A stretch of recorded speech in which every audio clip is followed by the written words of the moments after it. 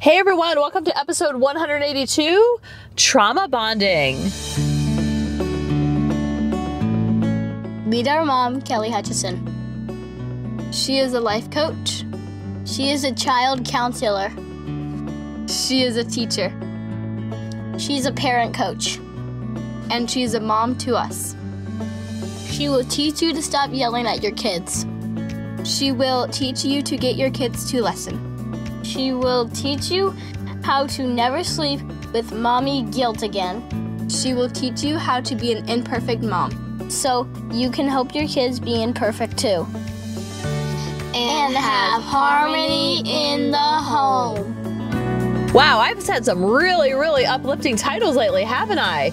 I mean, we went from emotional incest, we went to the 3 F's of fight, flight, or freeze, toddlers and tuxedos. And now we get to talk about trauma bonding. Woohoo! Fun stuff. But for me, this is really fun stuff to talk about because this is how we unlock the patterns and we create new patterns. And we don't just do the same old because that's the way that was been taught to us, because patterns are real, yo. They are super real. Because our unconscious little brain when we were younger didn't know any different. So our house could be trash, our father or mother could be an alcoholic and drink 10 beers a night. We didn't think that was wrong. We didn't know any different. We just knew that this was our 4 walls. And so trauma bonding is a really powerful way to understand a dynamic that might be happening in your life or has happened in your life before. And a lot of times in our most vulnerable relationships is where we go and recreate old trauma. You always hear me talk about how we're trying to heal old wounds in current time. That's pretty much what trauma bonding is. And we recreate these traumas in our life, in our friendships, in our sisterships, in our brotherships, with our spouse, with our kids. I see this happening a lot with kids because they're pretty much like very malleable and they just go with the flow. So if you show up as an angry mother or an angry father, they're like, okay, this is all I got. They don't know any different. So they're not really fighting back so much. So I see this happening the most in parent-child relationships because the kids are just the easiest to go with the flow. Whereas with spouse and sisters and brothers and uncles and friendships, they have a little more pushback, actually a lot more pushback. So trauma bonding, the definition is trauma bonding is when you're super loyal to a person who is super destructive. And it occurs because the cycle of abuse followed by intermittent love or reward.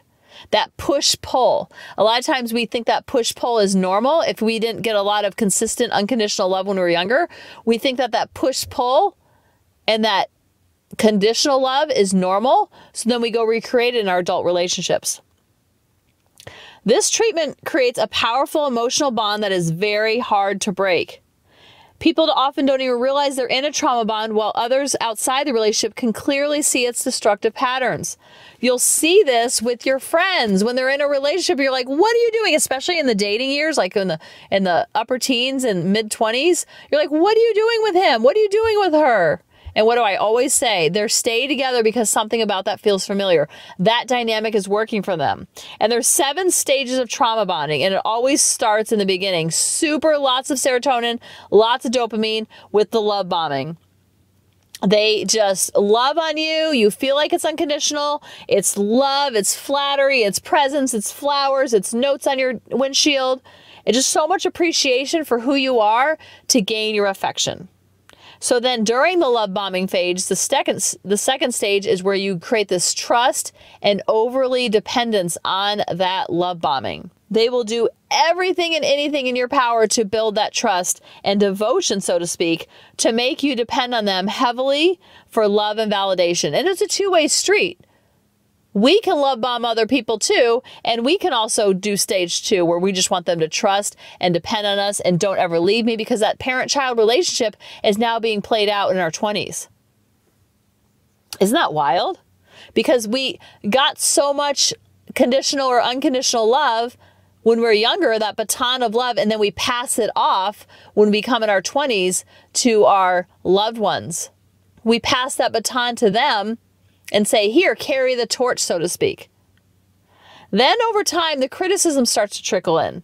They might blame you for things. They might become more demanding. You might become more demanding. You might become more critical of him or her. And then the word we always talk about is the gaslighting. The gaslighting happens when things go wrong, it's all your fault. And if you would just change, then things wouldn't be this way. And then we also do that to other people too. If they would just be different, then I wouldn't have to feel this way. I wouldn't have to act this way. We blame other people for our behavior. So it's like blaming our child for us having an emotional meltdown.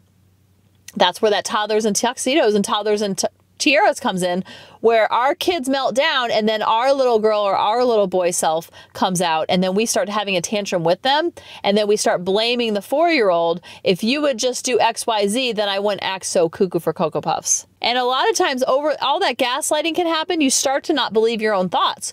You start to not believe your own needs. So then you start to become super compliant and just giving in, or they become super compliant and giving in. And that's where you see people losing themselves in other relationships.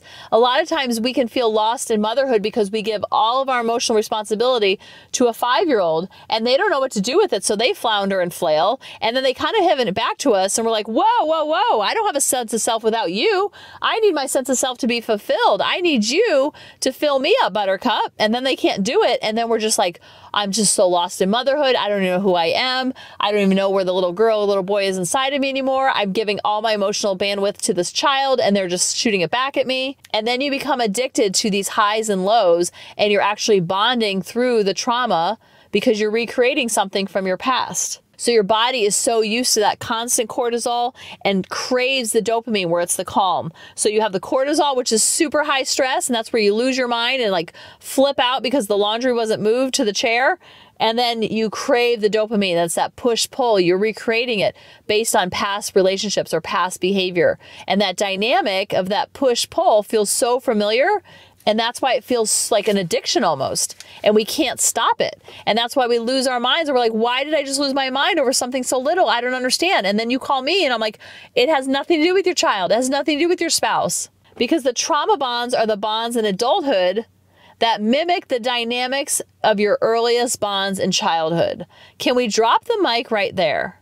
So like Dr. Shefali always says, I don't need to know about your childhood. I just need to know what's happening in your life now, in your 30s, in your 40s, in your 20s. And that paints a picture for me of what life was like when you were 7 years old, because you're just recreating the cast of characters from when you were little, and you're just creating a new cast of characters on your stage with different faces and different names, but they're the same players. They're the same characters. They have the same pros and cons about them. And that's why we keep coming back, or you'll see friends keep coming back and you're like, why do they keep breaking up and getting back together? Why do they keep, because it feels almost like a drug and you just need another hit. And that emotional addiction is what makes you keep coming back or recreating it. Because with our kids, we can't leave our kids and they can't leave us. So then we come back, or in our house, we call it shots fired. Like if someone makes a dig on someone, like, ooh, shots fired, direct hit. Those shots fired, direct hit feels very familiar. And so if it's not happening, or things are calm and they're copacetic and they're chill, we start to get nervous. And so we might create conflict, or we might flip out over nothing, because then it just kind of like, oh yeah, that's right. We like that push pull. And that emotional addiction that we all have is so, so powerful. And our healthy part of our brain, the conscious part of our brain, knows that it's not right, and we know it's dysfunctional, but we feel powerless to leave or change. And that's why so many people tell me, Kelly, I don't know what happened to me. I just saw red. I didn't even know who was talking anymore. What happened to me? Why did I lose my cool? And then you feel so guilty and shameful afterwards. That's a trauma bond. You're trying to recreate that trauma or that pain through your child, or through your spouse, or through your mother-in-law, or through your mom, or through your dad. And that reenactment of trauma with your child over a sippy cup, it feels like almost like you're creating a soulmate energy connection, and it feels good in the moment.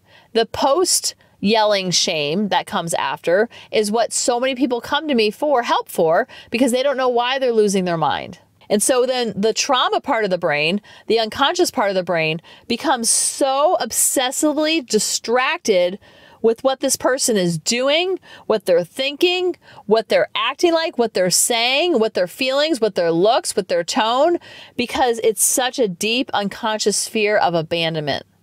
So that's when you feel like you're micromanaging your child, or you feel like you're micromanaging your spouse, or you feel like you're hovering and you're helicopter mom. It just comes from so much fear of past trauma and trying to recreate that with our children. And they're just being children. They don't know any different. We're the ones with all the baggage. We're the ones with all the Samsonite luggage. So that's why consciousness goes across the board. Because when we're conscious about it, then we can kind of let the adult self come in. We don't have to recreate the trauma. A lot of times, if you're ever losing your mind over little things and you're yelling and yelling and yelling and you don't know why, like it's not that big of a deal in hindsight, it's a lot of times it's if you ever felt suppressed or quieted or the fight or flight little girl or little boy is being activated. So he or she is coming out to fight. He or she is coming out in the boxing ring. So the ego, the unconscious part, the little girl, little boy, the toddler in the tuxedo, the toddler in the tiara feels like it's doing its job. So why are you getting mad at me that I'm doing my job? We did this when we were 7. This is how we roll, people. We yell, we scream, we pout, whatever it was what you did when you were 7, 12, 15 is what your adult self is going to do. And then we look at our adult self going, what is happening? I don't understand this. But what's happening is the younger self is coming out to fight these battles like we're 10 years old again. But that's why it's so healing to have the adult self come in and reparent ourselves in the way that we weren't parented when we were younger. So we can actually heal those old wounds and not have them have such a hold over us. We don't do it through our children. We do it separate from our children.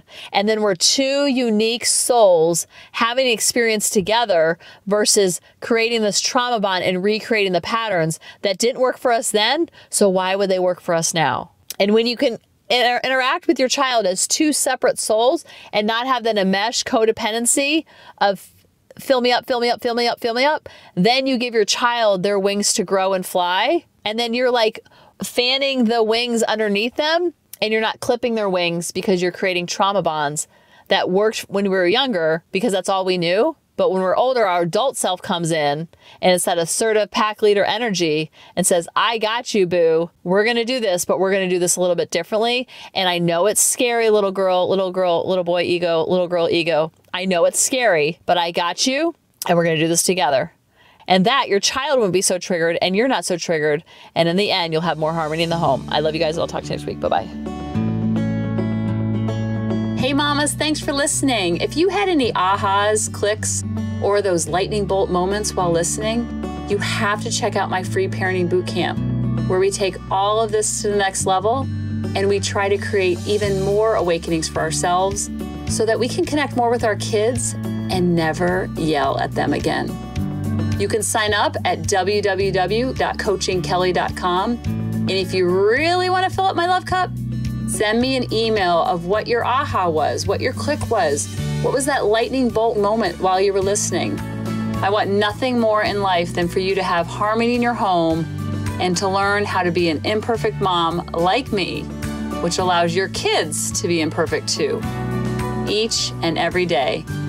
Thanks for listening.